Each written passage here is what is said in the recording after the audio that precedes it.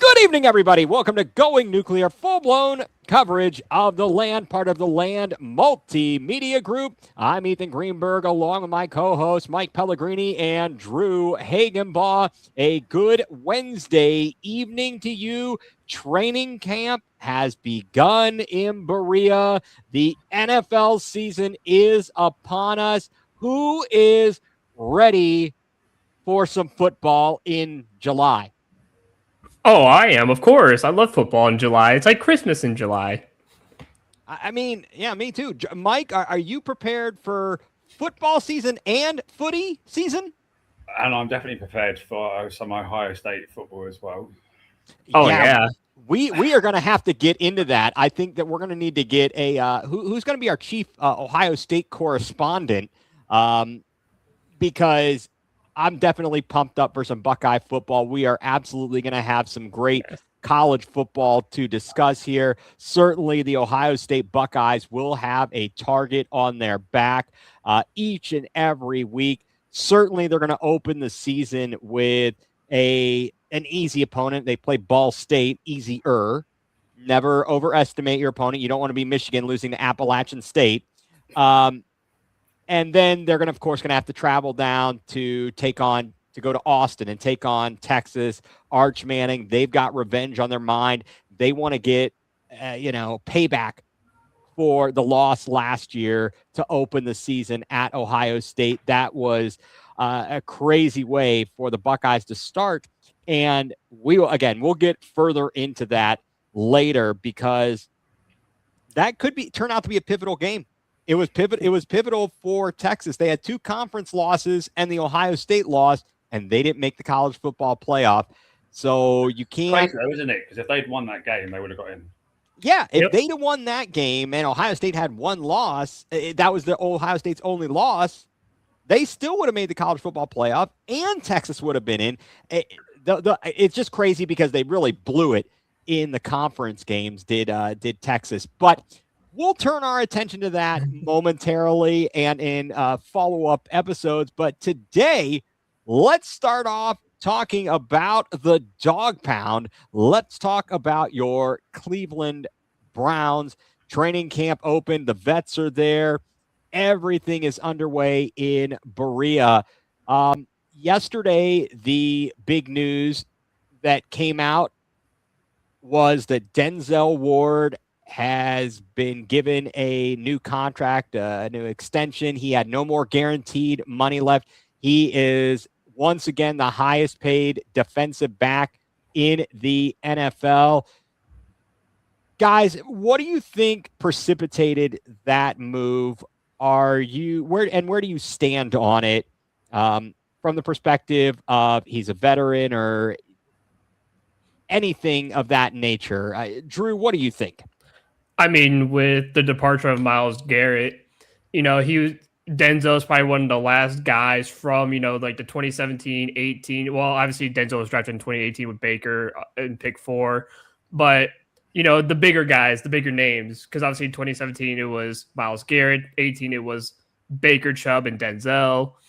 That kind of era of guys is pretty much over. The fun Browns era where we were actually winning football games and, looking good. We had Jarvis Landry, OBJ. Those were some fun times, but Denzel's basically he is the last man from that time. So I think it's one of those things where it's like, we don't want to lose him either. So let's just lock him down, make him a Brown, keep him a Brown forever.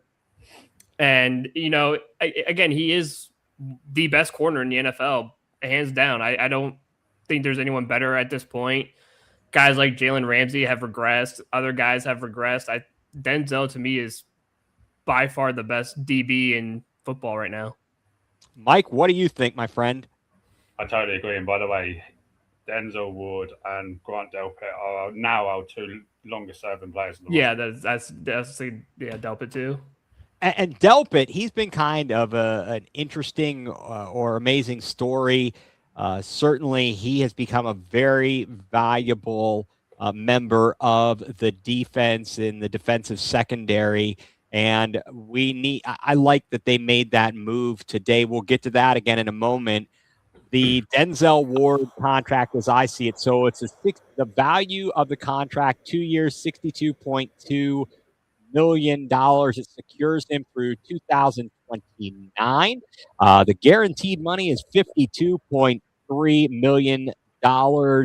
So I think that's good.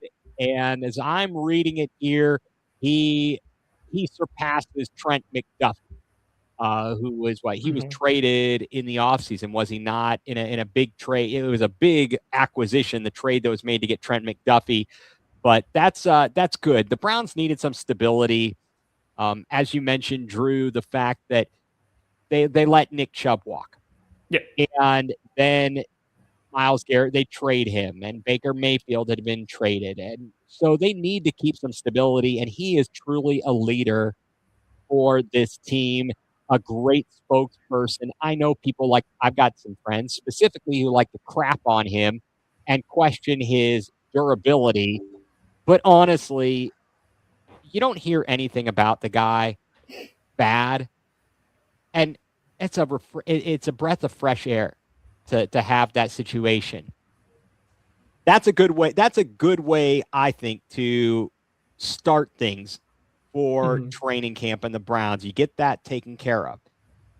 Then today, the Browns are on the field, and Grant Delpit wasn't planning on practicing. He's just standing there with a towel on his head.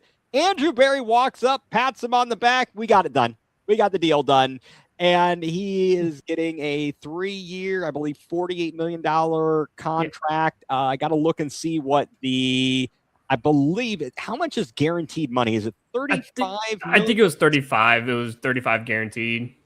So Grant Delpit, then he gets the tap on the back from general manager Andrew Berry, and he proceeds to put in a good hard day's work of practice at training camp. Yes, he is with the organization again. He also will be through 2029, $35 million in guaranteed money, total value of $48 million for Grant Delpit. That's fantastic. We need that. We have got to shore up the secondary for certain. Certainly the acquisition of Tyson Campbell last year is good.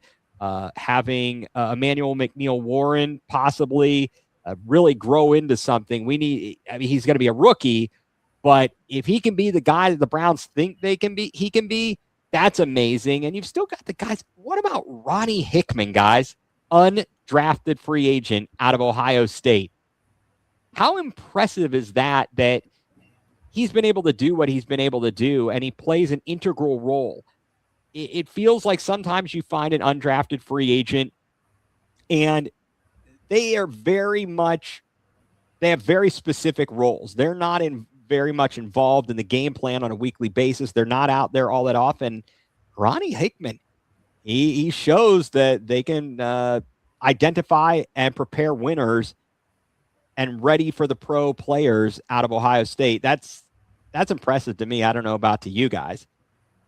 Well, yeah, I mean, also it shows how hardworking that Ronnie Hickman is. I mean, to go undrafted and, be a massive part of this roster and this team it just speaks to how hard this kid works day in and day out, and that he wants to be here. He wants to be someone who makes a difference, and he really does. And a lot of people, even as Ohio State fans, we could see that in Ronnie Hickman. It's like, this kid's talented, and the fact that no one picked him up, it was weird, because it's like they're missing out on a high quality kid, and the Browns were like, okay, we'll take you. And he comes, and obviously he impresses, and it's like, are we really surprised? I mean, this kid balled out at Ohio State, surprisingly doesn't get drafted, and then the Browns are like, well, no one wants you, we'll take you, and he turns out to be a very key part of this team. Yeah, definitely. Mike, I don't know. I was just going to interject with the stats I'm seeing here. So his career stats, 3 seasons, 2023, 17 tackles, 8 assists, I guess combined. 8 of them were assisted. No sacks, 1 interception. and one touchdown. His one interception was a return for a touchdown. I believe I recall that. Was that in the game against the Jets, possibly? I think it was the Jets game. The Jets game where they clinched the playoffs. Yeah. Then in 24, 26 combined tackles, 19 assisted, no sacks, no interceptions. Last year, it says 52 combined tackles, 52 of them were assisted. He had 2 interceptions, though. So he's proving to be a very versatile player for the Browns. And since he was undrafted, it's not like you invested a high pick in him and you feel burdened like, oh my gosh, we got to keep this guy. We spent a high draft pick on him. No, he's house money. What do you think, Mike? So based on my information, he's signed a restricted free agent tender. Okay. And apparently he set a career high last year of 100 tackles. So yeah, I mean, it's, again, very cheap deal. Hopefully they'll sign him to a long-term extension at some point, personally. I think so. That would be great if they're able to do it. I don't think he's going to be asking to be the top paid player at his position, but he can earn a very nice living. Well, he started all 17 games last season, so I know he was. Let's see. So targeted 48 times according to ProFootballReference.com. So 30 completions on 48 targets against him, 62.5% completions. He gave up 403 yards, 13.4 per completion, 8.4 yards per target, 1 touchdown, rating of 78.7. I mean, it's not bad. I don't know where he ranks, but I feel like you don't hear anything bad about the kid. And that goes back to the Denzel Ward thing, and I could even say the same for Grant Delpit. You don't hear anything bad about these guys, and that's really nice. We've had such craziness, and we still kind of sort of do. There's obviously a circus around Shedeur Sanders and Deshaun Watson. And we don't need any more circuses, I guess. Yeah, I also took a look at his PFF grade. Okay, what'd you find? What did you find? So the 71.6 was his overall grade from PFF, and it ranked him 21st out of 98 strong safeties in the NFL. I'll take it. So basically, top 20 safety in the NFL, or top 20 strong safety. He's getting paid $5.8 million this upcoming season. So. Yeah, which is nothing. Which is practically nothing. That's, I mean, he's making more than LeBron James is going to make this coming season, but it kind of crazy like that. But training camp in full swing. Before training camp got underway with all the veterans back in. Over the weekend, Jerry Jeudy caused a bit of a stir, as I'm sure most people are aware. He was on TikTok, and there was a question posted, and the question was, who do you want to be your quarterback? And without answering, and now he can say whatever he wants to say, he held up four fingers. Well, who wears the number 4? Deshaun Watson. Do you guys see a world, regardless of what Jerry Jeudy said afterwards to try and explain away his ridiculousness, do you guys see a world in which he could get Amari Coopered in the middle of the season, where they just deem him not useful with the emergence of other players and see if they can get something back for him and send him walking? Well, I mean, if he has a similar type season where he drops a dozen footballs throughout the season, then, his value is not going to be very high. No, his value is not going to be very high, but it could cost him, his spot and whatever, because, again, this is a new coaching staff. This isn't a Stefanski coaching staff anymore, where they're going to be like, it's okay, pat you on the back, you're doing fine, just be yourself. No, they're not going to do that anymore. They're going to sit there and be like, listen, dude, either catch the football or get off the field. Like, if you can't catch, then we're just going to use Tillman or whoever else we have, and, we'll find someone else. We got Bond, Tillman, we got other guys who are going to fight for your spot. So you either catch the football or go sit the bench and hang out. Or at that point, just get out the team. Right, exactly. And Mike, what do you think about that? Could you see a world in which, with our rookie class of Boston and Concepcion, along with Isaiah Bond and the likes of, we still have Malachi Corley, Yeah. and I'm not going to come out and count Jamari Trash, but we did, in theory, Cedric Tillman is around, and I'm trying to think of the other wide receivers that are on the roster. But Mike, do you see a world in which it could happen where he could, either by being outplayed or who knows what, they say vamoose and adios, because they really didn't spend a lot to get him in terms of draft capital. It was I believe a fourth and a fifth rounder is what I saw here. If I'm clicking around to about a bazillion things, and a fifth round pick and a sixth round pick in 2024 to get him. Also, don't we have that Michael Floria kid still? You mean Luke Floria? Yeah, Luke Floria. He was injured, but maybe he'll be on the practice squad, possibly, and Gage Larvadan as well. Yeah. But what do you think, Mike? Well, I'm looking at the dead cap and the cap savings, and to be honest, it's quite manageable to move on from him. Like, you'd be saving nearly $4 million next year, this upcoming season, if you traded him. So it's not like the dead cap is a massive hit on the team if you did trade him. Like if you tried to trade Deshaun Watson, for example, right, it would be too much, and it's probably not worth doing. Whereas for Jerry Jeudy, it probably is.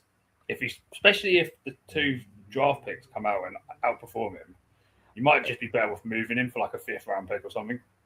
Yeah, I think that if they even were able to get a fifth round pick from this clown, it would be a great move. What did we get him for? Did we get him for a fourth?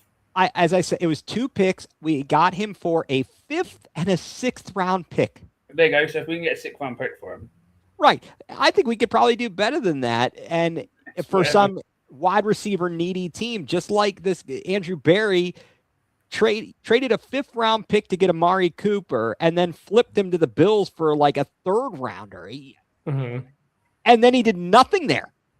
Yeah, absolutely nothing. And that was amazing that he pulled that deal off. It was a steal. It was a steal in the first place, and then he stole when he flipped him. Unreal. I'm not going to give him laser eyes because I think that's the dumbest thing ever, but it was a brilliant move, quite honestly, that he was able to pull that up. I'm looking at the roster right now just to go through the wide receivers. We've got Aaron Anderson out. He's a rookie out of LSU. But I think I believe he must be an undrafted rookie. Isaiah Bond, obviously last year we get him as an undrafted free agent. He had legal troubles in the draft process, or right before the draft process. He goes undrafted. Once his name gets cleared, the Browns pick him up, and he is a speedster. I like him. He and Shador had a good connection. Denzel Boston, picked in the second round this year. Casey Concepcion, our first rounder. Malachi Corley, he had some nice moments. He was our best player at running the jet sweep last year. He was very good with that. I have no problem with him. The guy, Malachi Corley, so what was he? He's in his third season out of Western Kentucky. We got him from the Jets. Luke Floria last year gets injured in training camp, but was having a very nice training camp. And if he could turn out to be, who knows, just some guy that can stick around and busts his ass out there, who knows what he could be. He's a little bit undersized, but hey, I wouldn't count him out. Then you've got Jerry Jeudy. You've got Gage Larvadan out of South Carolina. He came on out of nowhere. Jamari Thrash, he really has underperformed. Cedric Tillman, his problem is he can't stay healthy and on the field. And then let's see, I see Tylan Wallace, who I believe we got him from Baltimore. Yep. Specifically, we brought him in to be a return guy. And then we also, I believe we all chatted about this last week, Cole Wilson out of Baylor, but he is small. He's 5'7". And actually, I don't know if I sent you guys the video, but something popped up on social media on one of my timelines showing a touchdown by Gerald Ice Cube McNeil. And that's what they were remarking the other day on the radio about a return guy of that stature. And whatever it takes, I think that there's a possibility, though, that if he pulls these kind of antics, he's not going to have a job here. And they can ship him off somewhere else. They won't need him. Is kind of my thought on him.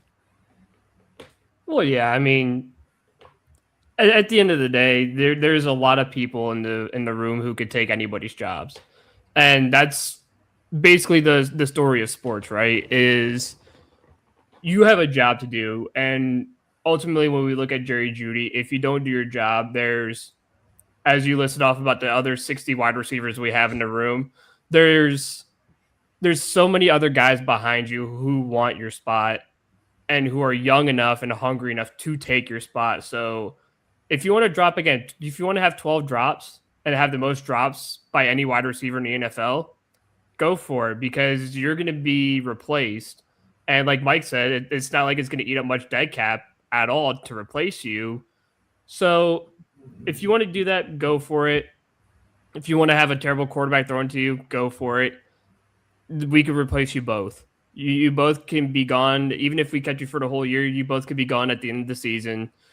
And it's not going to hurt any of us. It's not going to hurt the organization. It's not going to. We're just going to forget you ever existed on this team. Like, you're not going to be rememberable. So if that's what you want your career in Cleveland to be, then hey, let it be. But at the end of the day, he needs to focus on just learning how to catch the ball and, getting in the end zone. Like I think he fooled us with that 200, was it almost 200-yard game or 200-yard game against Denver, where him and Jameis were just going crazy.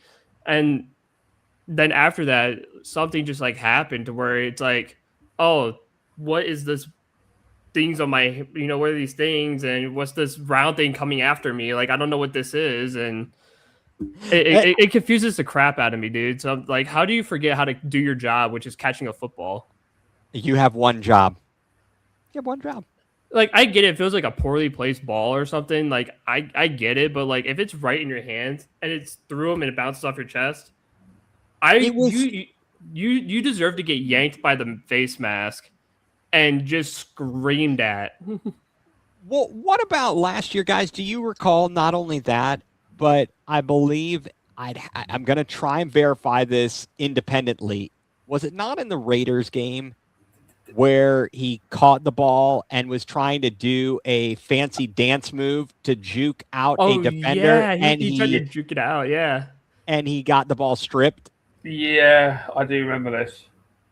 And it's so infuriating. Yeah. That's what it was. He caught it because he was wide open. And I think if he would just caught it and ran down the sideline, he could have had like a massive gain or a touchdown. Yeah, he had a 39-yard reception and he got it punched out because he was trying to do a dance move against a defender. Yeah. And didn't think, oh, someone's coming up from behind me and is going to punch this out. That kind of exemplifies what and who he is. So much potential, but not able to live up to it. What he has definitely been disappointing from his time at Alabama. Well, I personally think, looking at our wide receiver room, that he's potentially going to be like in a three-way battle for like a spot between him, Trash, and Tillman. Yeah, because I think one of our rookies might get in. So the guy that you mentioned, is it Wilson or Anderson might get in as like wide receiver 6, and then Wallace or Corley for like your return receiver, and then the top 3 guys are going to be like the 2 draftees along with Isaiah Bond. So yeah. who's the like wide receiver 3 or 4? It's between Trash, Tillman, and Jerry Jeudy, right? That's what I would say. I believe that. Yeah. So one of them's going to make it, and the other 2 are probably going to get traded or cut. So. Right. And some of the other guys will be valuable because they could play on special teams. This is what I mean. Like one of the UDFAs that we've got, they could be good for special teams. Then you've got Wallace and Corley, they could be good for special teams. As Right. long as Gage Larvin doesn't take punts again, because that dude Oh killed my me. God, that was so bad. That was abysmal. Did they do something about stepping out of bounds or some dodgy stuff? I mean, if I remember correctly. Or Well, he something. tried to do the masterful thing where like you put your foot out of bounds and let the ball come to you or whatever, and you get the ball at the 40-yard line, and he caught it first and then stepped out instead of having his foot already out of bounds to do it. He caught so we it, started at the 1 yard line, and so we started at the 1 yard line, and then how many times he's muffed multiple punts? And it was so bad. He was not fit to be back there. But we have been cursed when it comes to return specialists. Every time we get a guy that we want to deem a kick returner, they immediately get injured. It hasn't failed over the past. It has to have been 5 to 10 years since we've had a guy who was a reliable kick returner. I heard them mention that Travis Benjamin. Benjamin, who was the last one decent that we had, I think. Right. And it's so sad that we can't find anybody. Who knows, though, now that we have a new special teams coordinator, maybe some of that will improve. But we do have Tylan Wallace. If he can stay healthy, that's good. Mike, I believe you mentioned to me Casey Concepcion and his ability to return kicks. I'd be concerned about having him back there to return. I don't want him to get injured. I'd just make him do kickoffs. I wouldn't have him do punts or anything. If you want to do Casey Concepcion, I just do kickoffs because kickoffs are probably the least, like he's going to get injured or popped or something. Or like if you want him to do +2, like again, you have the concerns of him catching the football already as a quarterback passes. So do you really want him back there catching punts or catching kickoffs or something and he accidentally muffs one and his confidence goes, and then he starts missing passes from Shador, Deshaun, whoever the quarterback is, and he can't catch the football to save, for a whole game. And I'd rather him not do that. Again, I'd rather use like a Malachi Corley, someone who you only use for like jet sweeps anyways. Just use him, or if you could teach someone like Jamari Thrash or something, or teach someone Wallace. You have Wallace, but in case of injuries and stuff like that, I'm trying to think of just like other guys you can utilize to put in that position. Dylan Sampson, maybe. That's it. This is all troubling. I'm hoping though that we can flip Jerry Jeudy for like a DB. Some team that's got a log jam that may give you someone that's at the middle or back end of their depth chart. For like send them to Jacksonville again so we can get another good DB out of like Travis Hunter. I don't know. Hey, we seem to have granted the pick this year. Well, the pick that we had from Jacksonville for this year turned out to be Casey Concepcion. We were hoping it was going to be a much higher pick, and then they surprised everybody. Are the Jaguars due for a regression? Yeah, because they don't have our pick anymore, so of course they are. Well, they're also what we call in the soccer world, when you talk about relegation, we call them a yo-yo team, where like Norwich, they were like a yo-yo team for a while, where they kept going up and down from the Premier League to the Championship. I think Jacksonville's like that because I think every year since Trevor Lawrence, they would have a playoff season. Next season, they win like 3 games. Then they would win another 11 games. Then they lose another 4 games or win 4 games the next season. So they kind of like yo-yo back to being a playoff team to one of the worst teams in the NFL. So I would assume that's the trend that's going to happen. So I would assume they're probably going to win like 5 games this year if that's what it takes, because I don't think it matters who the coach is, because they've had decent coaches over the couple of years that, outside of Urban Meyer, by the way, but I look at the Blake Bortles season where they went on to the AFC Championship, and then the next season they flip-flopped their record. They went 13-3. Then the next season they went 3-13. Yeah, no, you're exactly right. We will see if they have a regression. You never know. Health can happen. Certainly, Liam Cohen, his first year, maybe he came in with some concepts and things that people weren't expecting. Mm-hmm. To that end, Look at Kevin Stefanski. His first season in Cleveland, they get to the playoffs. Granted, it was. I know this doesn't really change the accomplishment, but certainly the fact that it was during the COVID season with no fans in the stand, whereas that can impact games in some form and fashion. Players having their guys out. Obviously, the Browns dealt with it themselves. It's a whole thing. But then the second year, it turns to crap. Obviously, that starts with Baker getting his shoulder hurt and continuing to play, even though he really probably needed to stop trying to be a tough guy. But then I watched the first episode. I've only watched the first episode so far of the quarterback series on Netflix. Okay. And he literally spoke about this, saying he looking back that he really shouldn't have played through that. He should have actually just right. And the season, had the surgery. That decision alone basically cost him his time at the Browns. He kind of feels like it did. It certainly did. And then I think because of that and his general demeanor caused him to butt heads with Stefanski and other guys in the locker room. And you're seeing it now. I will be very curious what his season looks like this year in Tampa, because he wants a contract extension and they're not offering what he wants. And so this is the final year. Mike Evans is gone to San Francisco. So that's one less weapon. It is. Now he's got Emeka Egbuka, but Egbuka last year, and it was more than just Mike Evans being injured. There were so many guys injured. Well, they had Chris Godwin that was injured too. Right. Still there, Godwin? They still have Godwin, I think. I think Godwin was still there because I think their top two receivers are Godwin and Egbuka. And I don't know who their third is, but is it Scotty Miller? No, it's like Muck. I think yeah, it's Mike or something. Yeah, I think it is. But I know they also have a Bucky Irving too, who is also a decent running back and a pass catching back too.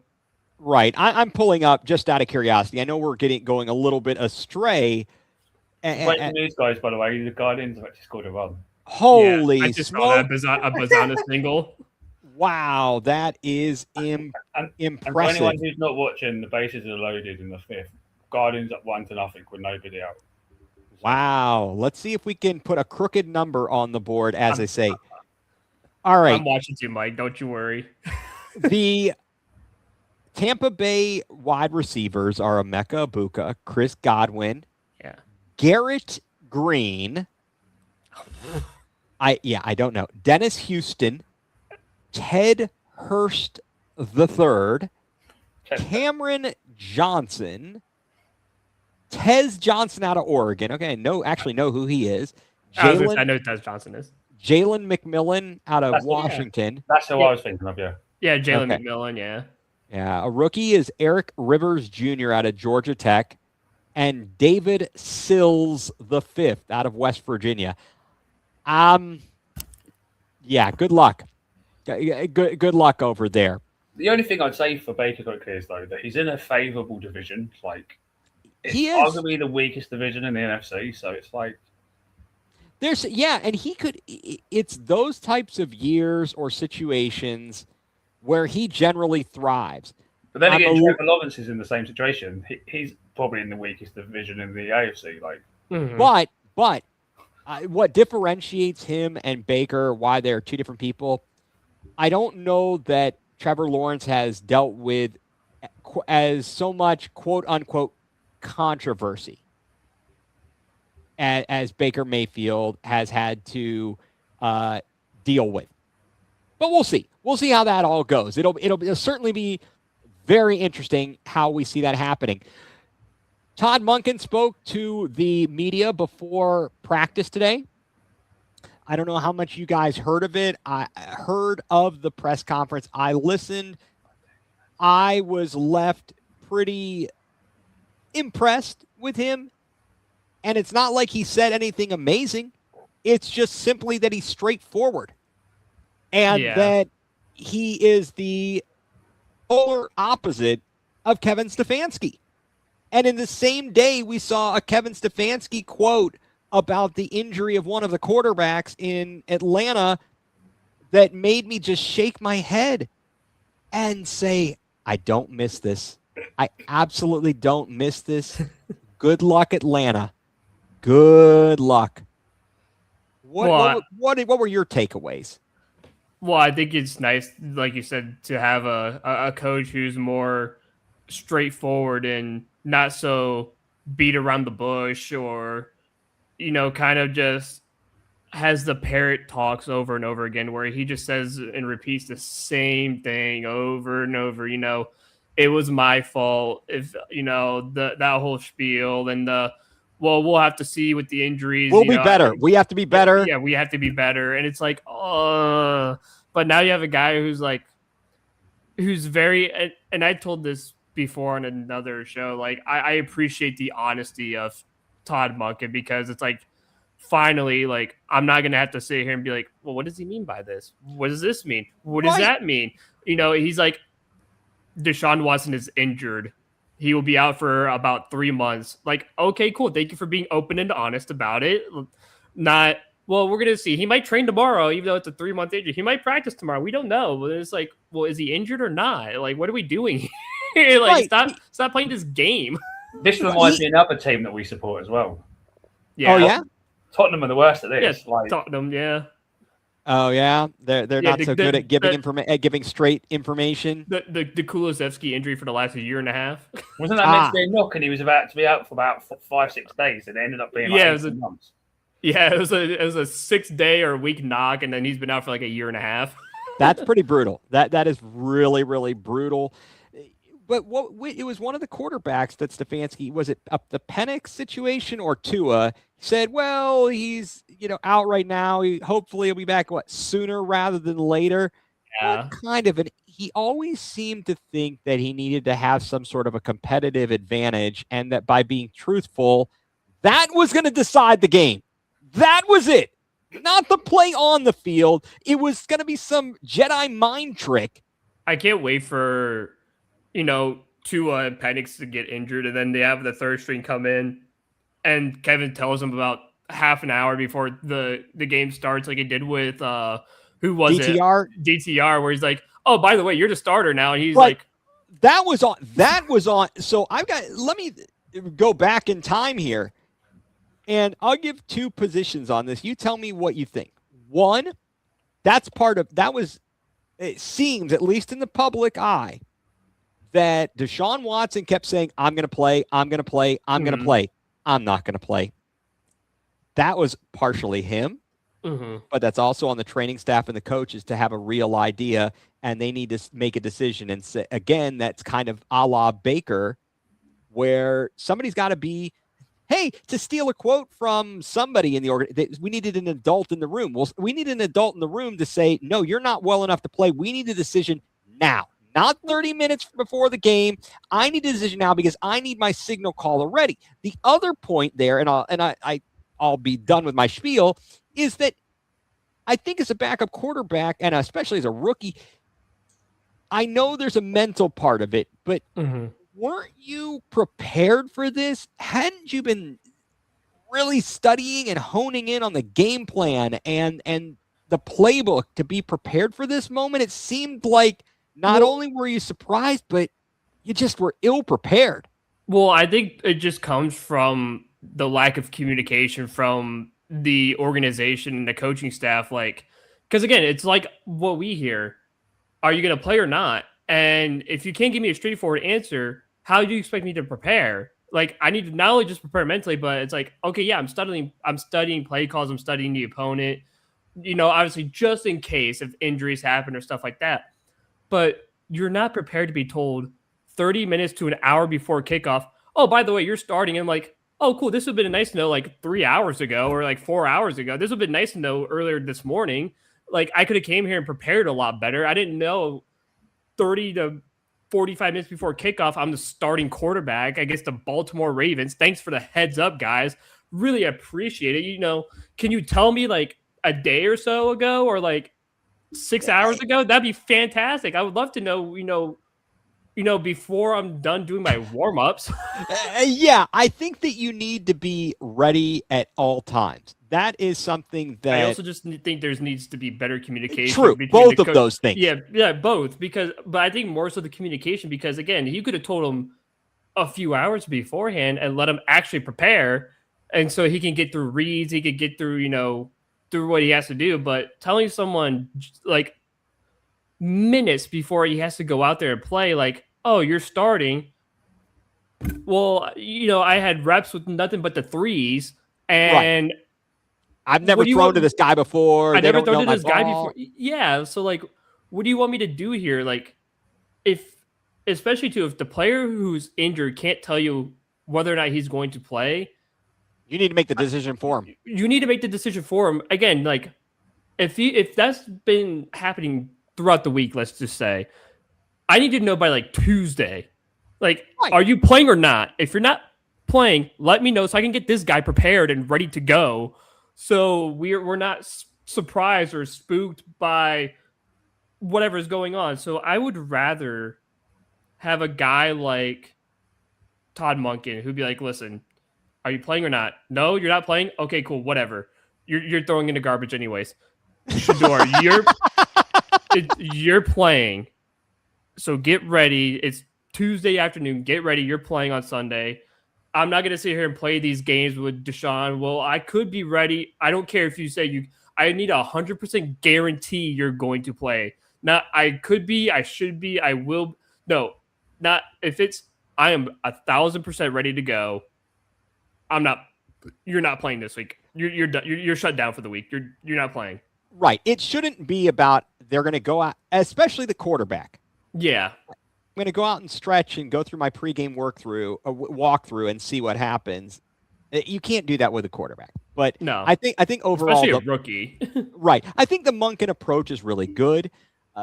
One of the things he said, and I know we're kind of lagging or dragging on here with the Browns talk, of course, but he mentioned they asked about the timeline for naming a starter. He said, well, by week 1. I like that. I kind of like the funny comedian answer. Yeah. Oh, by week 1, we'll name a starter. And he said that he doesn't want to basically get back into a corner about, well, I told you I'd name a starter by this date, and then that's not going to happen. And he said, allegedly, the play of the players will dictate who starts. And if that truly is the case, that's what I want to hear. I don't want this crap, because it felt like last year there was no way on earth that Shador Sanders had a chance to win the starting job. And for that matter, even though it was only a slightly better chance, there was no way Dylan Gabriel was winning that starting job. It was already made up in the mind of Kevin Stefanski. No, a veteran is going to be our starter, when they thought it was going to be Kenny Pickett, and then it turned out to be Joe Flacco. Having that kind of a mentality is really important. The best guy for the team needs to be out on the field. Whoever gives you the best chance to win. I mean, yeah, that's how it's always been, right? It should be. We talk about this with the Guardians, the Cavs, whoever. We talk about the best guys need to be on the field at all times. So absolutely. If Shador is doing the best in camp and he's doing the best in preseason, I would expect him to start week 1. Not, oh, well, he's doing the best, but because we're paying a guy $230 million guaranteed, we're going to start him instead, even though he's been the worst. And it's like, then what are we doing here? Why do we do this to ourselves year in and year out? No wonder we're the laughing stock of the league, because we tend to do this every time. So, like, how about you start the guy who's actually playing well, doing the best, and be like, hey, look, he's outplayed Deshaun Watson in every aspect of training camp, preseason, whatever, and up until week 1, he's going to start. Shador's going to start. That's how it's going to be around here from now on. The best guys are going to play football. If Malachi Corey is doing the best, I would expect him to be the starter. Right. Or be wide receiver 2 or 3 or whatever. I would expect him to be out there playing. I agree. Where do you stand on this, Mike? What were your takeaways from Monken and his approach? and what he kind of has stated, at least publicly, Well, about I his haven't really decision making. listened to his press conferences at training camp, but as long as there's no influence from above, like Andrew Berry or Yeah. ownership when it comes to Watson having to play, Right. then it's just good to hear it, isn't it? Like the best man wins. Like some people argue, going clean slate, kind of fair, I guess. New coaching staff, let the best man win. Right. It's Right. kind of fair, but as long as ownership don't get involved, Yep. I'm just happy with the best man wins. As much as I don't want Watson to be the quarterback, if he goes out there and Sure. earns the spot fairly, then I guess I have to live with it. But right. I don't think that's going to happen. I hope he doesn't. He had a rough start to the day. Deshaun Watson started with the first teamers today, and the first two passes, I believe, per the reports, were both interceptions. And I believe I read afterwards, the first interception was by Denzel Ward. Munkin said that one was more so just a great play by Denzel Ward, not so much on Watson. Whereas the second interception made by Mathis, who we just brought in, was a late throw. It was a bad throw by Watson. Of course, everybody, we won't go into the whole details of it, but the ESPN Cleveland's quarterback tracker is out there, so that is making headlines everywhere. And if nothing else, it's something that you can point to, because people didn't like when reporters would simply give their perspective. Well, this person looked better, but didn't give you any statistics. Well, here's at least something that they can put out there for you, and then give you more facts and information to build upon it. I read DeJuan Jones started with the ones at left tackle, not Spencer Fano. Interesting. Harold Fannin acknowledged in the pre-practice interview media availability he had surgery in the offseason for a groin injury that was suffered in week 17. That's why he wasn't participating in earlier camps, but he was just cleared. He's all good to go. Shedeur Sanders, one thing that I noticed and was posted online, he stayed after practice and was working with Taylor Green. How nice is that? What do you mean? Leadership? What's that? Well, I mean, we see it with Jared Verse too, with the defensive line, but there's finally some leadership going on, and you're supposed to expect this out of Deshaun Watson, not a guy in his second year in the NFL who is taking the means necessary to sit how much time after practice to come up to the rookie and saying, "Hey, look, let's work together. Yeah, we're gonna get you ready for the season, because again, you don't know what the season entails. Both of us can get injured, and you have to start. So we're not gonna sit there and do what Stefanski did. We're not gonna say 20 minutes before kickoff, hey, you're playing, buddy. Good luck. No, we're gonna get you ready now, so that way when the season starts, you're ready to go whenever it comes down to it." So I like the fact that he's going up there, he's stepping up, he's being, even though he's a second-year player, he's being a leader, and that's maturity. It's maturity, and again, you expect that out of your $230 million quarterback to be the mature one and teach the young kid, like, hey, look, I've been in this league now for like 9 years, whatever. I'm going to teach you how this game is done, with 9 years of experience. Not, oh, this is a guy in his second year who's played half a season, by the way, to come in and teach your rookie how to play football in the NFL. That's like, I like that from Shedeur. It shows true leadership, but it should be Deshaun Watson doing it, not Shedeur Sanders. Right. I know that there were times last year that Watson worked with Sanders and was helpful to him. But certainly, where were the other guys? Where was Joe Flacco? And I know he had a very different mentality. And then, of course, they get rid of Flacco not too far into the season. And there really wasn't that veteran presence. And the best we can say is that, although we didn't find this out until sometime later, at least in the office, in the building, Sanders was coming in and working with Stefanski in the mornings and at least going over stuff, but that's not the same. And the fact that he's willing to stay out there, I have a lot of respect for Shedeur Sanders. A lot of people give him crap, but I'm not going to do that. I just want to see him play well on the football field, to be quite frank. Per Todd Monken, I read that, and he said this apparently on Cleveland Browns Daily this afternoon, Shedeur will lead the first-team offense tomorrow, and we'll have to wait and see how that goes and see if he continues to build on that and what is to come for the Browns. I know we have spent almost an hour talking Browns. I really didn't honestly expect that. We're like 2 and a bit weeks away from preseason, Mike. Right, and next Thursday night is the Hall of Fame game. Yep. Because don't we play on like the 14th or 15th? On the 15th, I believe we play on Saturday the 15th. We take on the Bears. Yep. We take on the Bears. Want to take a moment here before we go to our next topic, moving on to thank a sponsor of all of the programs here on the Land Multimedia Group, Dick's House of Sport in Strongsville. Be sure to get out to Dick's House of Sport in Strongsville for all of your athletic apparel and shoes and anything else you can possibly think of that you might need or you didn't know you needed. Head out to Dick's House of Sport in Strongsville. As I like to say, it's not just a store, it is a destination. Real quickly, last week when we were on, we were not sure what was going to be happening with the Cavs. There was no announcement at that juncture on where LeBron James was going to take his talents.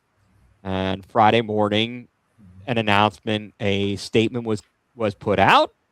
I believe that, first of all, he put out some statements, and Rich Paul on the podcast, his podcast with Max Kellerman, stated, hey, he's going to go to Philadelphia. So the Cavs miss out on LeBron James. It appears that there wasn't much that the Cavs really could do at whatever juncture. Some new stuff came out yesterday, again, with Rich Paul on his podcast. Sham Charania was in there and said, hey, the ownership, the front office, they met with LeBron in Akron in early July, but I believe that was after the Jaylen Brown move had already been made. So was there anything the Cavs actually could have done at that point? I don't know. And LeBron has a way, and they touched on this on the radio, of saying what he wants without saying it. Or leaving, he wants to have his hands clean of the situation. So I don't know that he actually even told them, well, I want this guy on the team. Go get this guy and then we'll talk. Because if he didn't, then I really don't have any hate or blame at that point, from that point, on the Cavs front office for not pulling the trigger and making something happen to make sure LeBron James came back to Cleveland. Just seems like it wasn't destined. Mike, did you see that? What are your kind of thoughts after the fact? The whole situation just annoys me. Not for LeBron, because I actually said from the start of the process that Philadelphia was his best fit. As long as Embiid stays healthy, I think Philadelphia gives him the best opportunity to win a championship based on their core five, if you want to put it that way. Right. They've got Dean Wade, and they've also added Caldwell Pope, I think it is. Yeah, KCP. There's some depth there coming off the bench, and I'm sure they'll find a way to add an extra couple of vet guys on the cheap. So they'll have a core 9, which will be, as long as they're healthy, will definitely, in my opinion, probably be the favourites to win the East. But obviously, it's going to take time to gel. So they probably won't be the 1 seed. But as long as they get in the top 4 and they're healthy come the playoffs, I do think they might be the favourites to win the East this year, above New York. So I do think it's the right fit for him personally. So I can't be mad at him for that. But my anger goes to the front office for not trying to pursue a trade. Because, like I've said for 3 years now, Evan Mobley and Joe Allen, in my opinion, isn't a winning front court. And until they blow that up by moving one of the two, I just don't think the Cavs are going to be a championship contender, in my opinion. So the fact that they obsessed with keeping Evan Mobley cost them LeBron in the end, in my opinion, because if they'd pushed harder for Jaylen Brown, or Giannis or made some other kind of trade, maybe LeBron would have came because let's be real, until Jaylen Brown got traded to Philadelphia, they were never in contention. Right. That was a very big moment, a pivotal moment. I don't know if the Cavs could have contended with the amount of equity and what was traded to Boston in return for Jaylen Brown. I don't know if the Cavs could have matched that. But the Cavs didn't really want to. That's the thing that annoys me. Yeah, it seems like the Cavs just wanted to keep Evan Mobley, and they didn't even really pursue a trade, which is the frustrating part, in my opinion. I understandable, but I guess one day maybe we'll find out. But for right now, we're kind of left to speculate. Drew, where are you at in this, and how are you feeling with the Cavs not ending up with LeBron James, and where do the Cavs go from here to try to improve this team, which they've done nothing to other than maybe we got Super Mario Hezonja. Well, when it comes to the LeBron situation, just hearing that the Cavs were the only team to get a personalized interview in person with him, I mean, I think that speaks volume to just the dedication that LeBron had to the organization, and the respect that LeBron has for the organization. I do think that if we made a splash earlier in the summer, like for Jaylen Brown or for Giannis, I think everything would have played out super differently. I think we would have landed LeBron in that scenario, and maybe that was talked about in the meeting. Like, hey, well, if you went out and gotten Jaylen Brown or Giannis, it would have enticed me to come here within days and not, wasting a month and a half of the summer to figure out what I wanted to do. So, but it speaks volumes to how much he still likes the organization, and obviously his guy Brandon Weems in the front office. But I said it the other day, was that the front office's love for Evan Mobley is what costed him LeBron James. I don't know why Kobe Altman has this deep fascination with Evan Mobley, but it ultimately costed you the greatest 42-year-old player who's ever lived. And imagine, and don't get me wrong, I don't think Mobley and Allen complement each other. No. Because they're both two bigs who play the same position, and they take away from each other. Because we said this all during the season. Every time they're one of them's on the floor, one of them's off the floor, they play so much better when one of them is not on the floor with the other. Because Allen gets twice as many rebounds and looks so much better. And then you get, on the flip side, Evan Mobley, who plays a lot better, who's more freed up and just looks like a different player with Jared Allen off the floor. So I think there should have been more talks of them trying to be more aggressive about getting someone like a Jaylen Brown or a Giannis in the offseason. Right. And saying, listen, you haven't panned out like you're supposed to. Maybe a change of scenery will do you wonders. It's not that we don't think you're a bad player. You're an all-star defensive player of the year. You're a great player. We just need someone who can help us win right now. Right. We needed a better fit. Yeah. And I guess I'm going to go to two things quickly on this. One is that now there has to be pressure that Evan Mobley may feel that from the outside, hey, we held on to you versus making a move that could have gotten LeBron James here and another superstar. So we are expecting very big things out of you. No, that was the point I was going straight to before I switched it over to you, because I said the same exact thing on my podcast the other day. I said, you're going to put so much pressure on this kid now to have to be dominant. And if he's not, then obviously all the fans are going to blame Evan Mobley for not being good instead of blaming Kobe Altman for not making the move and not pulling the trigger. So I'm not going to be blaming Evan Mobley if he has a bad season. I'm not going to put that on him. I'm just going to go straight for Kobe Altman, being like, hey, look, you could have given this kid a free ride out of here, had a better career, and saved his career essentially. to get 2 elite basketball players, and instead you decided to keep them, put immense amount of pressure on them to be not just an all-star, but be an all-star, fight for another defensive player of the year, average like 20 and 10 a game and whatnot. It's like you can't put that kind of pressure on a guy like that. Right, because that's not who he is. Exactly. He wilts under pressure. He's not he's a nice guy. I've got no issue with him as a person. Whereas we're sitting here talking about a guy, just to give us some perspective, and people who are watching and listening, when we talk about a guy on the Browns like a Jerry Jeudy, we're not so concerned about him as a person, and we don't have much tolerance for it. And we want to ship him out of town. We're talking about Evan Mobley. We're just saying, look, look, we don't have anything against you personally. It's simply that your mentality is not a quote unquote killer mentality that we need you to have. They've got to, I don't know if they can flip a switch and find that mentality. He and Jared Allen both. Where is it, or why is it, guys, that Jared Allen could show up in some moments, like they joke about it on ESPN Cleveland? He had an amazing February, and they said it was Black History Month, JA, and then Game 7, JA, in the playoffs against Toronto and Detroit.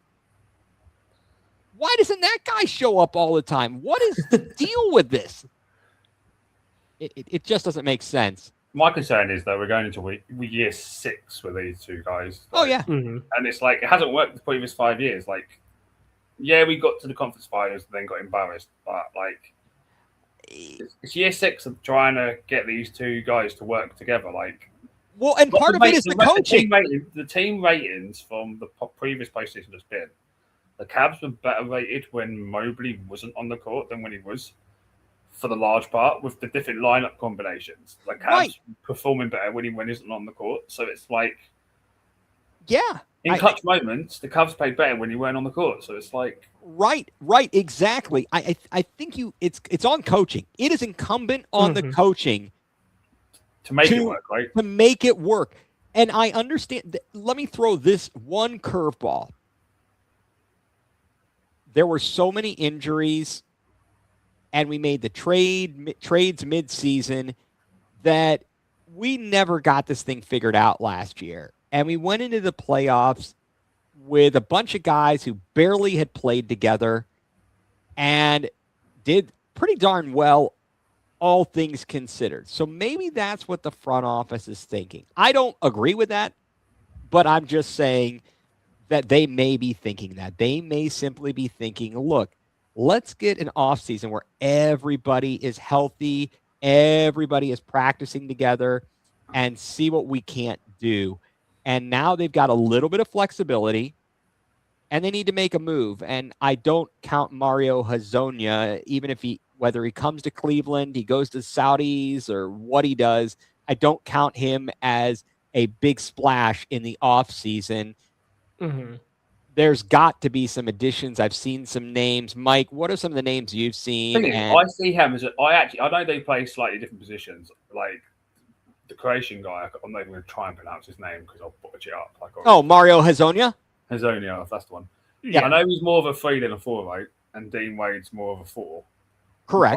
But I still think like he's more of an upgrade to what Dean Wade would produce. Like offensively, he's going to put up better numbers than what Dean Wade. Sure.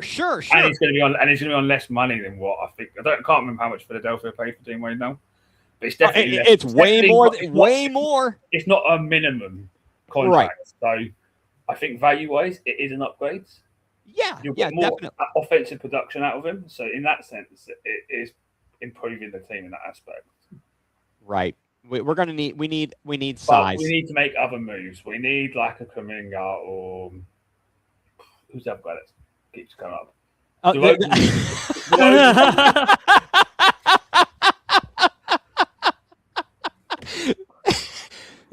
Okay.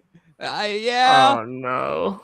Well, has Delonte locked up in her basement. Oh, something. Yes. Yeah. For those of you who may not know, Raul, thank you for the commentary. Gloria has actually, Delonte no. West has really fallen on hard times. Yeah. Major problems with, I think, I don't know, with drug use or what the deal is, but he's been on the streets and they're working on it. So it's been kind of sad, actually, honestly, what has happened to Delonte West. But they've got to find some size. They need to get somebody on the wing. I've seen, what do we see? Peyton Watson, Bruce Brown. And I think those guys are coming from the Nuggets. And you talked about Cam Johnson would be I think Cam Johnson would be the best trade. Cam Johnson would be an amazing, because the Nuggets are the only team in the NBA now who are on the second apron.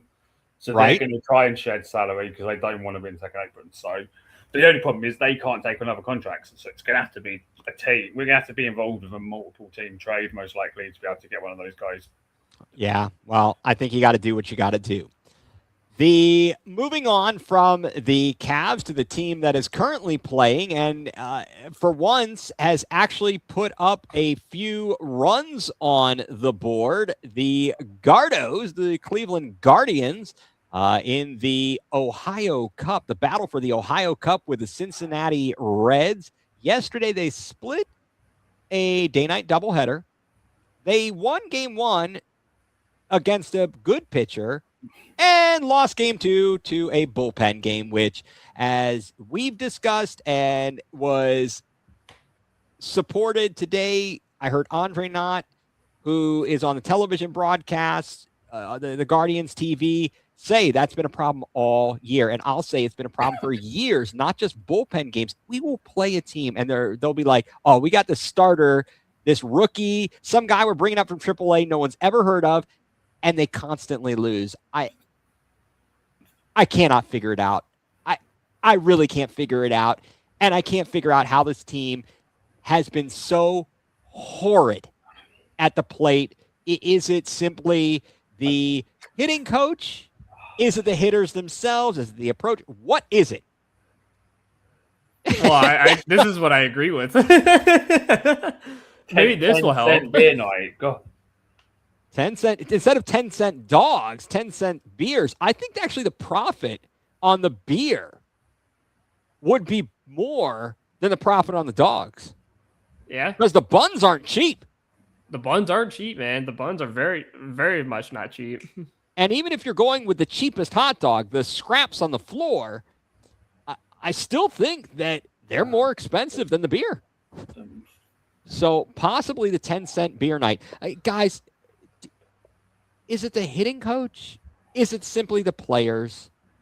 What on earth are they doing? I mean, it's both in reality, because as a hitting coach, you should be working with these guys, and you have the iPads and whatnot and the benches and stuff of what you're watching yourself strike out on the ball that was 58 feet off the plate, and you swung away and decided that was the best idea you ever had. You should be the hitting coach sitting next to him and be like, all right, so what did we learn?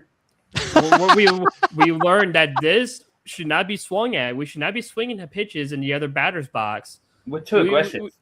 We're overly aggressive. I like the message from Vogt to be aggressive, but I think when he said be aggressive, I think he meant when the ball is close, be aggressive and take a gamble on it. Not when the ball is 5 feet in the dirt, take a hack at it.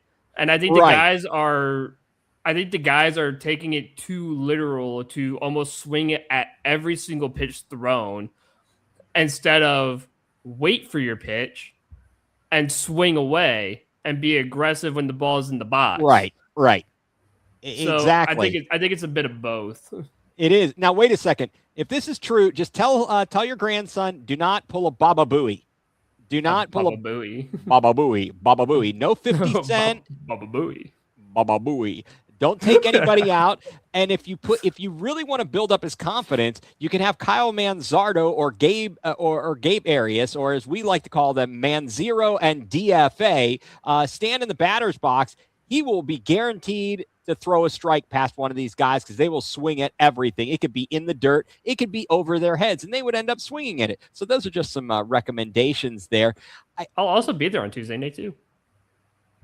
Yeah. Oh, did Fauci have a bad first pitch? I guess I didn't recall that one, but there have been some historically bad first pitches. We've talked about it on here. Carly Rae Jepsen. Yes, terrible, just terrible. Mike, you and I were talking about this last night. Well, we were talking about it in the group chat, and I was thinking, well, I wonder when the last time was that the Guardians actually were in the top half. It's so comical, this stat. The stat that you said in the chat earlier is just so fun. It's so funny. Yeah, I wondered. I said, well, when was the last time they were in the top half of the major league in hitting average? The last time they had a losing record, basically, wasn't it? Yeah. It was 2023. They were 15th in the major league, and they finished 76 and 86 and missed the playoffs. But years before that, I will say this. So I believe it was from 2009 to maybe 2021. I looked at it earlier. The hitting coach, and I don't know why I can't find it now, was pretty good. We were pretty consistently good.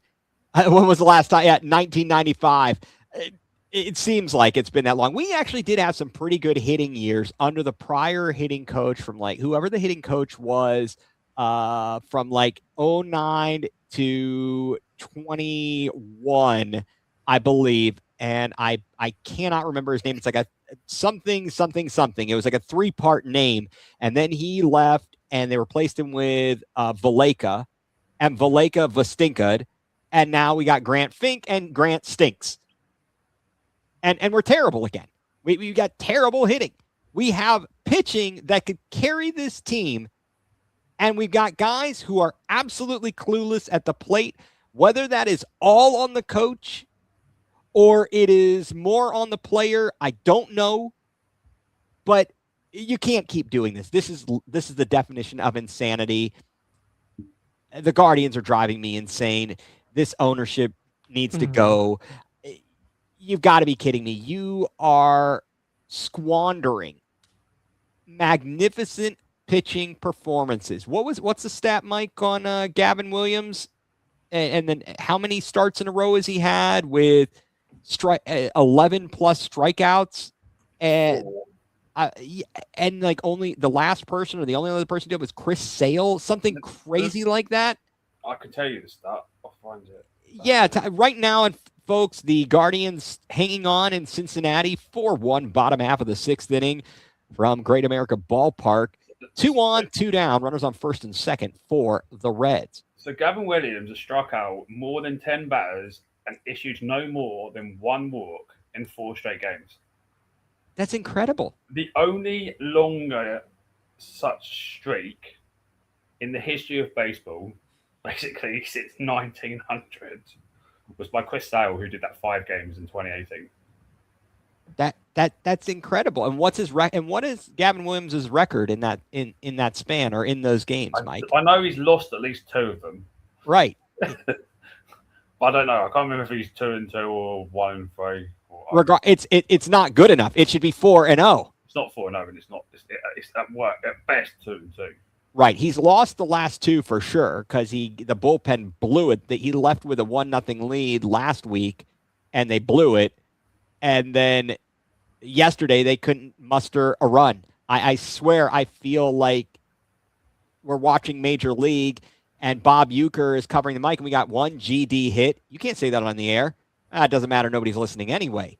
But I, honest to goodness, looked at the box score and. So who's his next start going to be against? That's going to be. What game did he pitch yesterday? First game, yeah. Gavin Williams pitched the second game. He pitched of course he did. Pitched the second game, so he's going to be 1, 2. He's going to play against the Mets.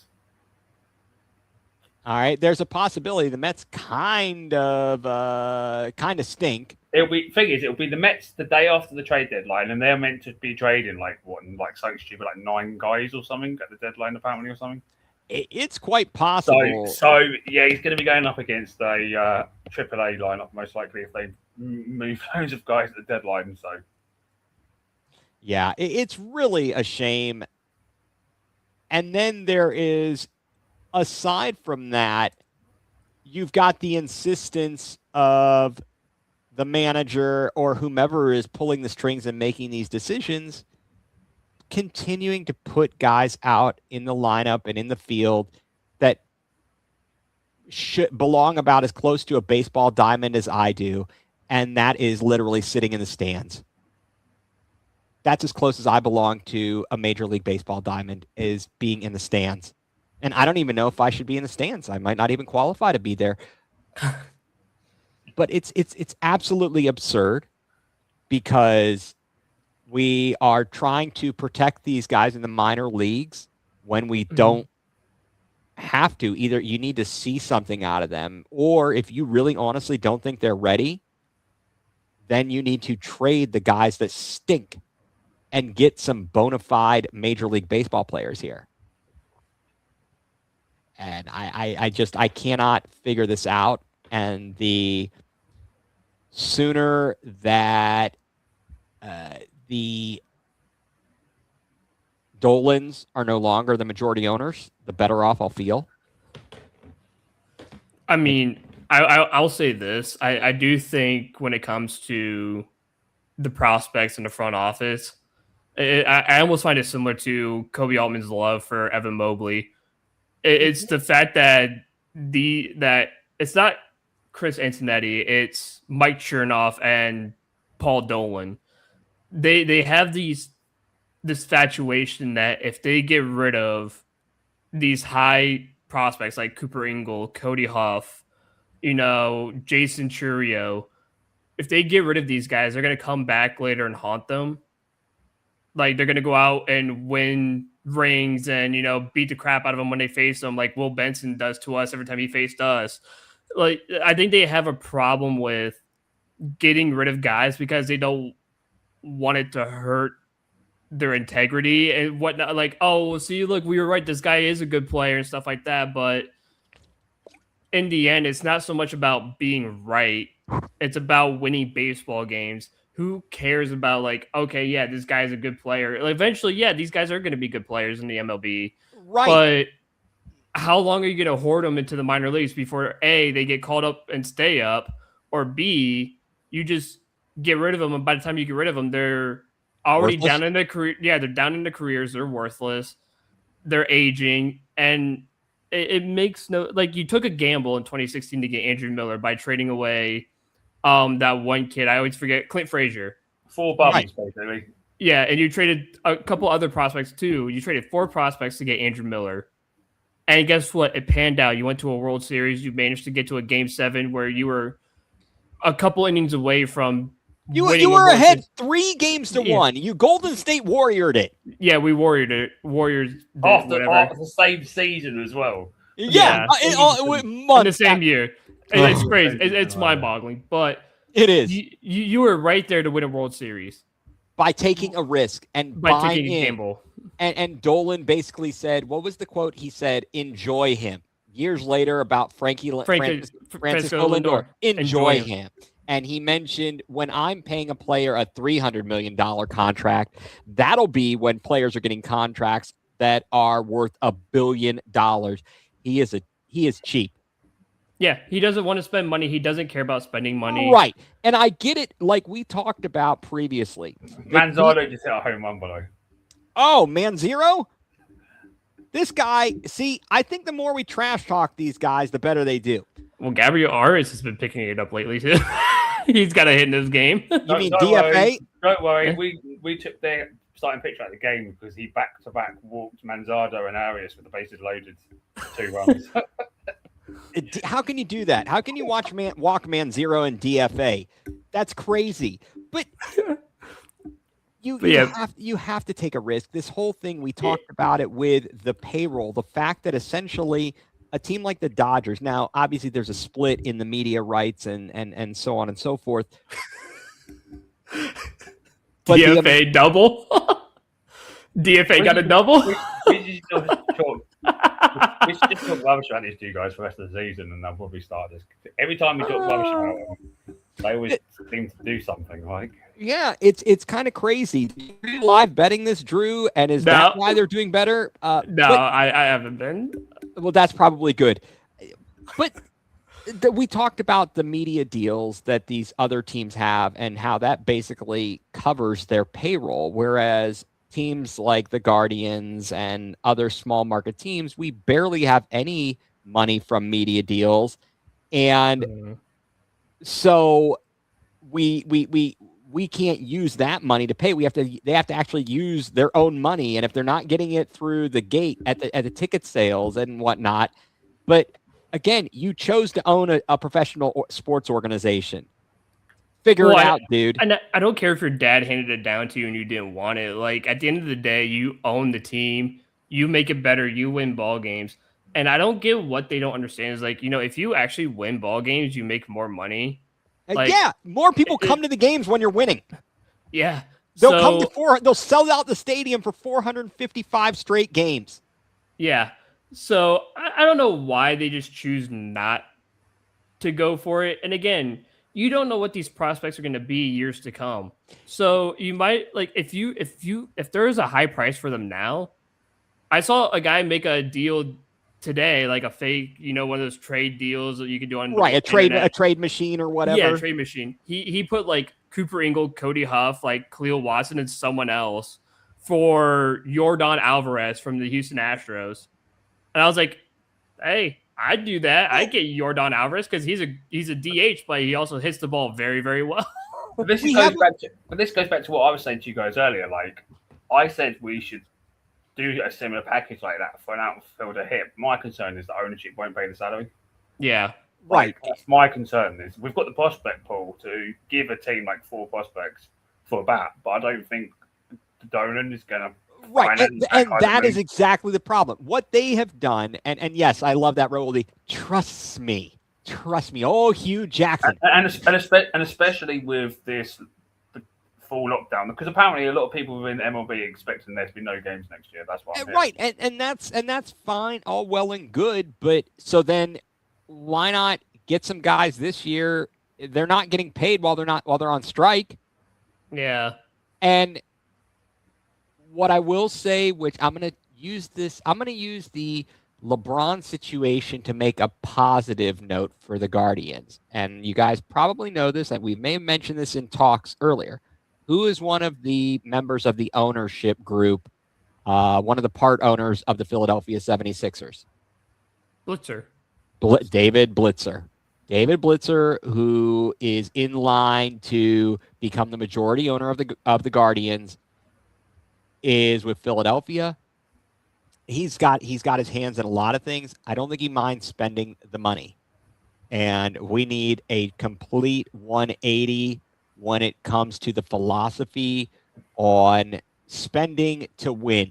You can't keep stashing these prospects. We've got a backlog of middle infielders. We end up with a backlog of catchers. We've got a backlog of this. Yeah, our starting pitching rotation's locked up for the next few years. Like you've got some guys that you could just move on because they're not going to get a real opportunity. Like right, if you think about it, we've got into a reliever, they're not going to get the opportunity. It's like you might as well add them to the value for a trade.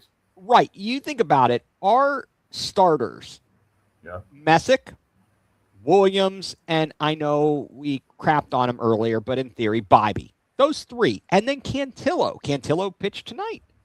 Those 4. So are you telling me, if you told me you've got 4 good starters, 3 of them really good, two really, whatever you want to call it, if you've got that locked in and they're young and you can get them on the cheap early, you're not going to need to do much in terms of starting pitching. You might need somebody in case of injury, whatever, but you don't need to stash all these pitchers. Exactly. It's kind of crazy. The Guardians are infuriating.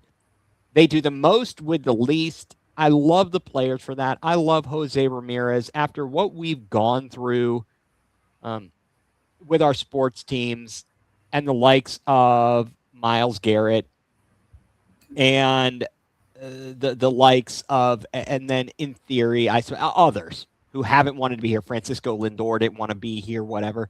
Guys like Mitchell, Ramirez that want to be here. You want to support them. And what Ramirez did yesterday to help manufacture that run to tie the game at 5 in the first game of the doubleheader was just incredible effort. And he's playing and he's hurting. He's not full strength. And literally. he got hit by a pitch today, didn't he? He took one off his foot or something. Oh yeah. Remember when George wanted to buy the Indians and Gabe Paul rejected the offer? Yeah, George Steinbrenner wanted to buy the Cleveland Indians.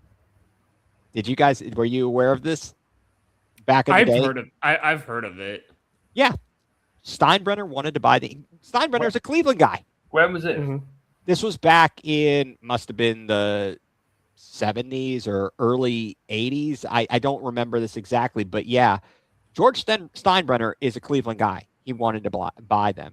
And yeah, could you imagine how different things would have been if that had happened? It's one of those crazy moments in time.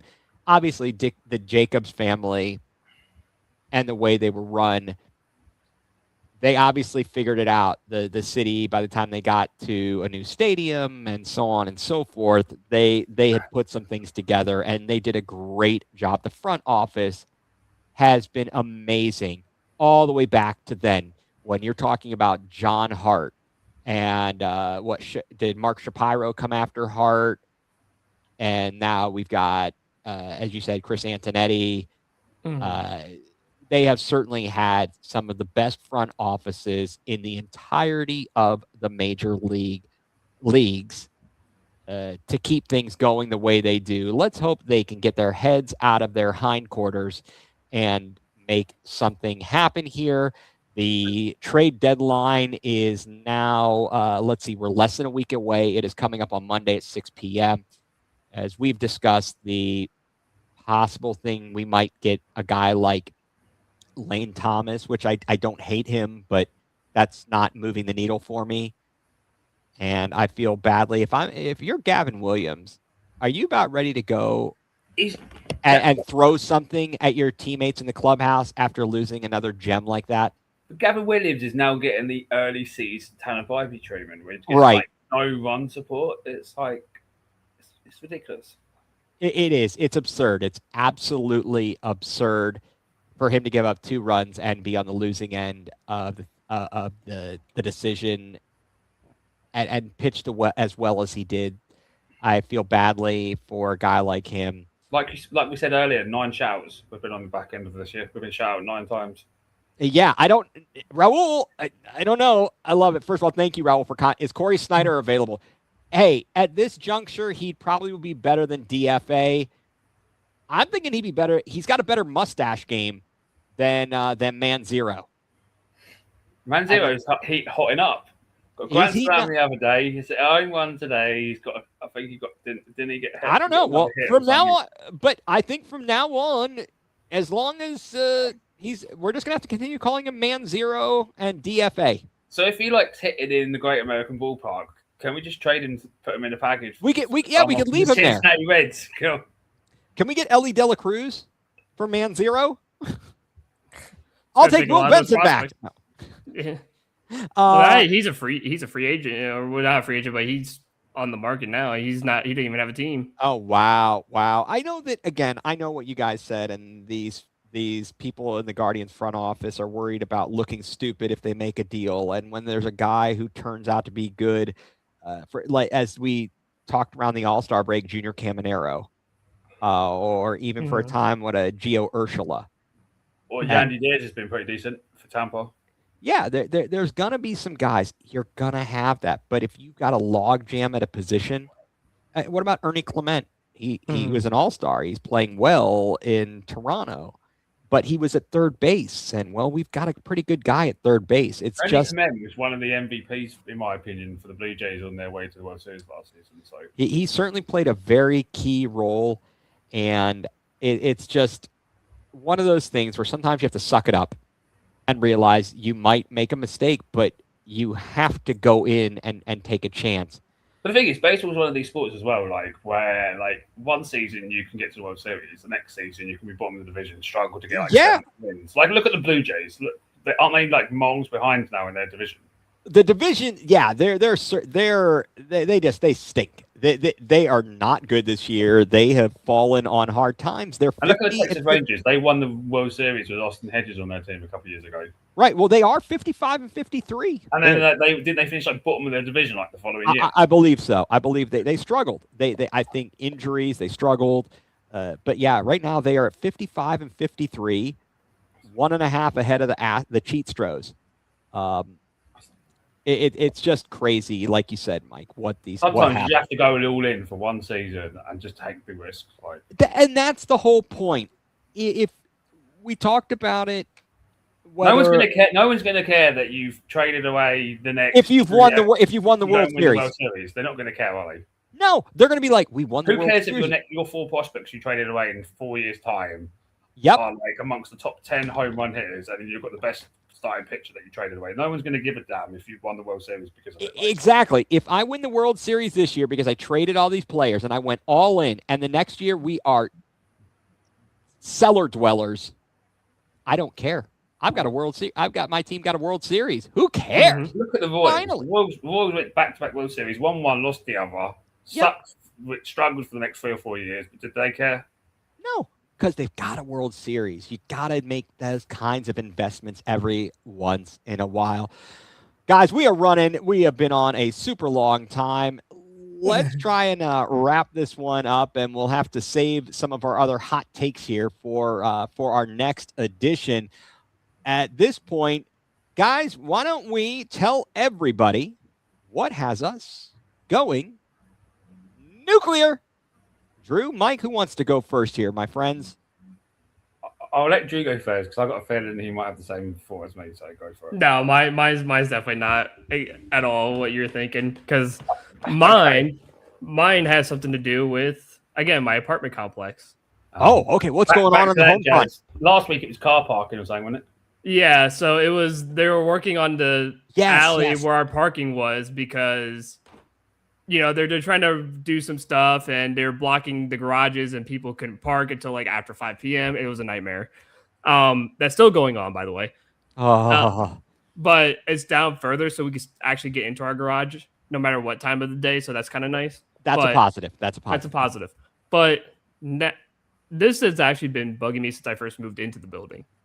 And it's people who don't know how to throw out their garbage. Because in our apartment, every floor has multiple, I'm talking like 3 or 4 places to where they're garbage disposals. You could take your trash bags and just dump them down the chute, and it goes straight into the dumpsters down below. Tell me why all these people, instead of dumping the trash down the chute, they just leave it all around the trash room. 6 trash bags in the room just laying on the ground. Like, you're telling me you can't just open the door and just toss it down and then close the door? Is it really that difficult to do so? And then we get an email the other day saying, please do not leave your trash on the ground. And also, if you have any kind of like coffee tables or whatever, chairs, please take your vehicle and go to a trash site and dump them there. Because the problem is that people will leave their couches in the garage by the dumpsters, because the dumpsters are inside the garage but there's trash that all lead to the dumpster. So obviously it's nice and neat and whatever. But what happens is people will leave like their couches by the dumpsters and whatnot. And it makes it getting out of the parking garage very difficult, because now it's like, I got to move a whole couch. If I want to get out of the garage and go somewhere, I got to move this. And then there's people who leave in the trash rooms. Mind you, the trash rooms are pretty small. Why is there a coffee table up against the wall and the trash?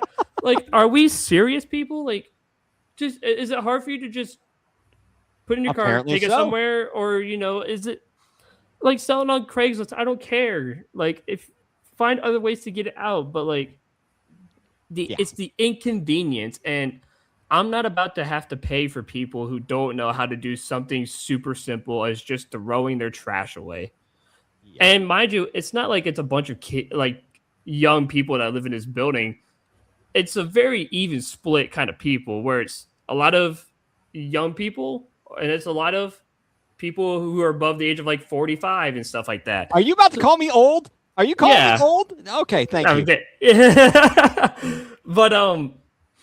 But it just makes no sense of why people can't just do the bare minimum and just That would be throw your asking too trash. much, Drew. Yeah, so that's what, and it's been having me going nuclear for the past 3 years since I've lived here.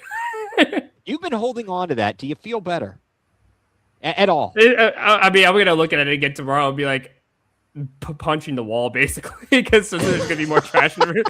So it's probably gonna still keep me going nuclear, but I it like gives me it. just something to talk about. So I do appreciate that, Mike. What has you going nuclear? The president of FIFA has me going nuclear. All right. We know about this, but share Yeah. with everybody here.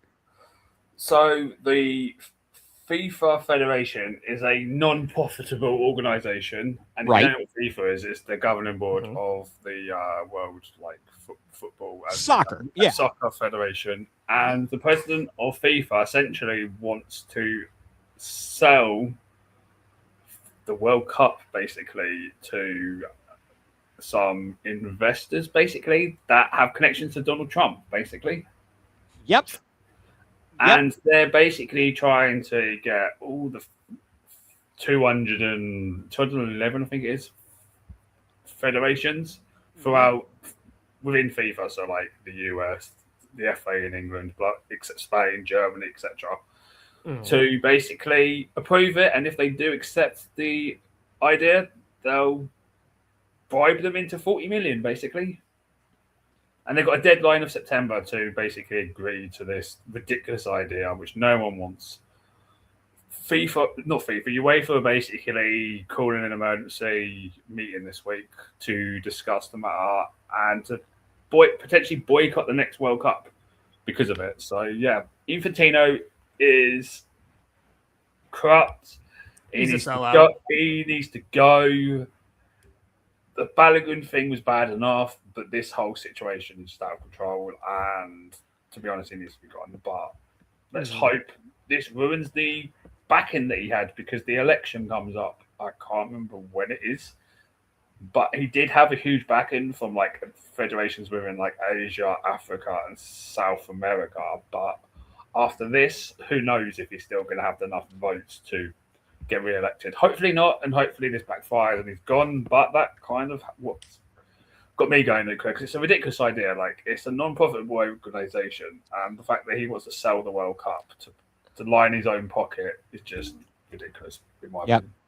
I see March of 2027. March of 2027 is when it will elect their next president. The incumbent, of course, is Infantino.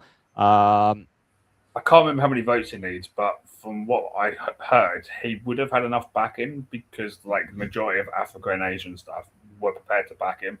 But after this idea, I don't know how that's going to affect. Right. I think all they got to do is look into the corruption and hopefully that'll be enough to oust him. He's not Teflon. It's ridiculous. All he cares about is his line in his own pocket and how he can benefit from stuff himself. Well, like, it's like American business is having stakeholders. That's all really all it is. It's FIFA getting stakeholders, and they take all the money and pay out the stakeholders, and Infantino and Trump and all the stakeholders get rich, and everyone else gets poor. It's his son-in-law. It's a business. One of the potential investors is a business owned by the son-in-law of Donald Trump, Jared Kushner. And it's absurd. It's absolutely absurd, and I hate it. And I hate that this guy's a sellout and a corrupt piece of crap. It's really, really messed up. But yeah, there's a 211 member associations. To the first, you got to have 2/3 of the votes from present member associations, and then in the subsequent rounds, a simple majority of the valid votes. So you have to get more than half, more than 50%. Which he did have the backing for, but after this, I don't know. I hope not. I hope that this blows up in his face because this is a bunch of BS and don't ruin this game. But you know why he's doing it? Because he's saying that this World Cup generated the most money ever. And I don't know if you guys know this, but FIFA wanted to change the World Cup from 4 years to 2. But the reason they didn't do it was because they were worried that UEFA federations would boycott the World Cup. Yeah. So they've kept it to 4. And by trying to sell it off, they would generate more money. I think the US would probably end up having the World Cup every other World Cup, most likely, probably because that's the way for them to generate even more money. Right. But yeah. Wow. That certainly is one thing that we are going to have to watch. Well, along the lines of corrupt SOBs, what has me going nuclear this week is people who lie for no reason. They really don't have any gain, yet they will tell you complete and utter falsehoods. And I told Drew about this, so I'll share this here with the rest of the viewers in the world. But recently, this past weekend, my wife and we were at a car dealership, and the person who was selling us the vehicle, we were sitting there, and unfortunately, we had to wait a little while. The finance person was busy. There was only one person. It was toward the end of the business day. But the salesperson starts telling us these stories. Now, they were very interesting. They were entertaining, and really, he was a very good storyteller. But it absolutely was unnecessary. It wasn't going to impact the sale in any way, shape, or form to tell us these stories. Not only did you tell us these stories, which are false, but you said it and you gave information that any person who has one brain cell can look up and verify whether or not what you're saying is remotely true. I'm sorry, but I cannot stand people who just blatantly lie to you. I mean, are we serious, guys? How can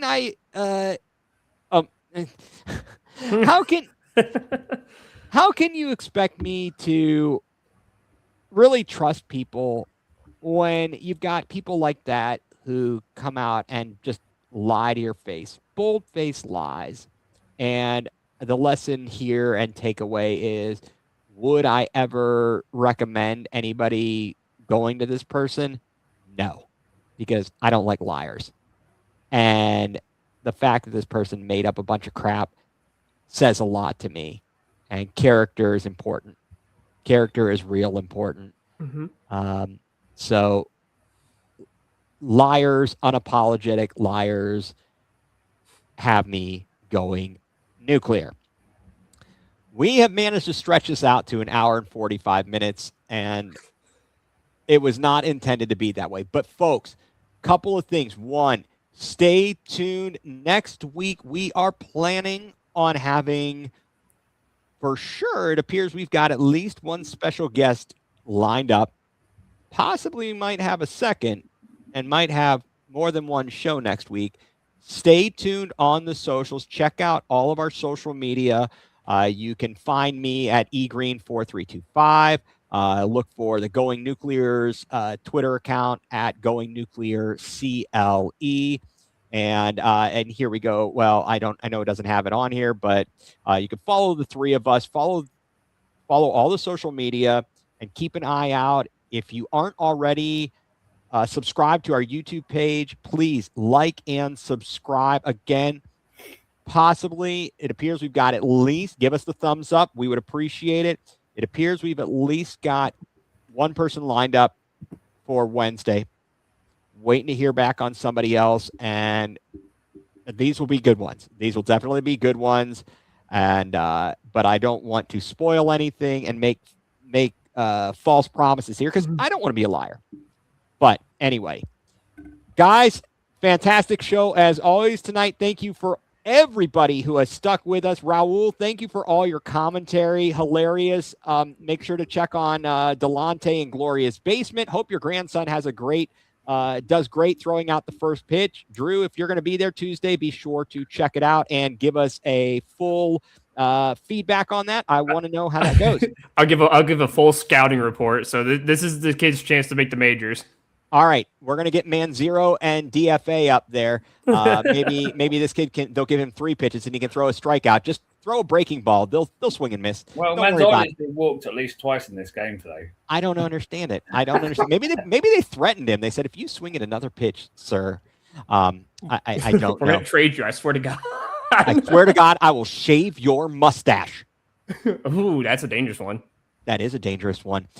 Folks, again, thank you so much for tuning in. Want to thank one of our sponsors for the Land Multimedia Group, Dick's House of Sport in Strongsville. Be sure to get out to Dick's House of Sport in Strongsville if you are in that area for all of your sporting good needs, all of your apparel, footwear, so on and so forth. So much going on there.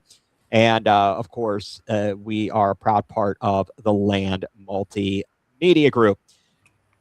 So, for Drew Hagenbaugh, for Mike Pellegrini, I'm Ethan Greenberg, and you've been tuned in to Going nuCLEar, full-blown coverage of the Land, part of the Land Multimedia Group.